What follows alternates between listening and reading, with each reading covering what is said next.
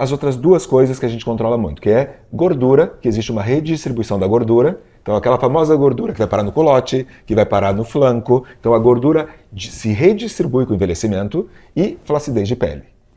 Isso você consegue... A gente trata muito. Então, a gente consegue reduzir a área de gordura, seja com criolipólise, congelando aquela gordura, seja com tecnologias que diminuem a espessura da camada de gordura, como radiofrequência microagulhada, que é o Morpheus, Exion, são agulhinhas que entram e conseguem reduzir a camada de gordura e também aumenta o colágeno. Os bioestimuladores, que é papel fundamental, você precisa aumentar a produção de colágeno. Então, bioestimuladores vão ajudar nessa junção da gordura com a pele, melhorando a flacidez e às vezes... Desculpa te interromper, o bioestimulador são quais? Dá uns exemplos aí, só para as pessoas associarem o nome à coisa. Então, os mais famosos e os mais efetivos é o Sculptra e o Radiesse. Tá. Então, esses são os dois mais efetivos. Eu utilizo os dois dependendo do que eu quero com aquele produto, a indicação de cada um. Então, na grande maioria dos casos, o Sculptra é o que eu utilizo mais, que eu acho que o resultado é maior na produção de colágeno e maior de retração de pele. Você consegue... O Sculptra é o que você... Porque eu tô com uma flacidezinha aqui, porque eu emagreci muito e com problema de joelho, não tô podendo treinar muito a perna. Aí eu tô com uma flacidez aqui. Esse é o Sculptra que você indicar para mim, que a gente já conversou sobre isso e eu ainda não fiz. Esse que a gente falou. Então, assim, porque o Sculptra ele vai aumentar a aderência da pele na gordura, ele vai grudar. Então, quando você fizer, por exemplo, o movimento de tracionar o joelho para baixo, a pele fica grudada. Então, vai pesar menos no joelho. Então, ele faz. E o Radiesse funciona também muito bem como aumento de produção de colágeno e espessamento. Ele espessa mais. Então, se tiver uma área que eu preciso espessar aquela região, está faltando um volume, ele funciona como quase um preenchimento, mas sem dar o volume do preenchimento, mas espessa produzindo colágeno. Então, são os dois que a gente mais utiliza na prática diária. E a associação deles com tecnologia é que hoje traz os resultados mais incríveis no tratamento corporal. E muita gente está procurando, né? Muita. Eu tenho várias amigas que fazem com o Dani, que amaram. Então foi uma coisa, eu fui um dos primeiros a fazer isso. Só que meus pacientes eram muito novos, e hoje em dia os pacientes vão envelhecendo com o médico. Então, como a maioria dos pacientes vão envelhecendo, o que não era queixa antes, que é o joelho, que é o braço, começou a ser queixa depois. Entendi. E como o paciente sabe que pode tratar de uma forma segura com esses produtos, a maioria, quando faz uma vez, ela quer manter a vida inteira. Então, você consegue não parar o envelhecimento, mas você faz com que aquele processo seja muito mais lento e muito mais gradual. Certo.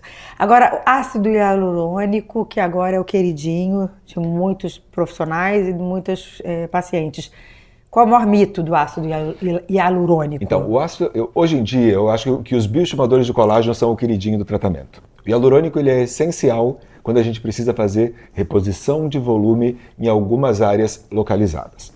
Quando chegou o ácido hialurônico, vamos falar de volumização. Tá. 2009, 2010, então é muito pouco tempo.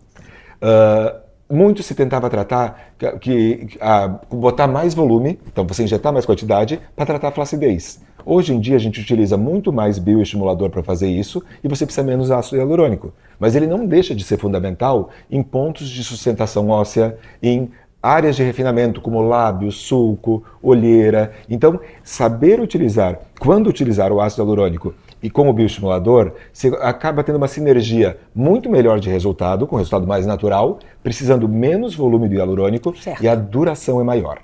E a gente está vendo hoje em dia essa banalização com harmonizações, com quantidades enormes de ácido hialurônico. Isso não dá certo. A gente que pegou desde o início, começou com o sulco, o lábio começou de muito pouquinho. Então a gente foi vendo o que dava certo e o que não dava. E desde o início a gente viu que colocar muitas seringas, como esse povo harmonizador coloca, 20 seringas, 25, só traz volume demais e vai estufando. O ácido hialurônico vai puxando água com o tempo. Então isso não dá certo, fazer esse tipo. E a gente já sabe disso há 15 anos. Vai puxando água e vai dando essa sensação vai de... Tratando. E é o que a gente está vendo também hoje em dia com harmonização corporal. Porque há 3 anos voltou os primeiros preenchedores para corpo de ácido hialurônico, que são excelentes quando eu quero uma área focal, por exemplo, uma depressão no glúteo. Se não tiver flacidez, eu vou tratar aquela área localizada. Agora, se você tentar fazer, por exemplo, um gominho de abdômen, num paciente que já sofreu o processo de envelhecimento, 40, 50 anos, na hora que você faz o hialurônico, ele vai desenhar aquele gominho, mas à medida que ele vai trazendo água, com o passar das semanas ou meses, ele vai perdendo a definição.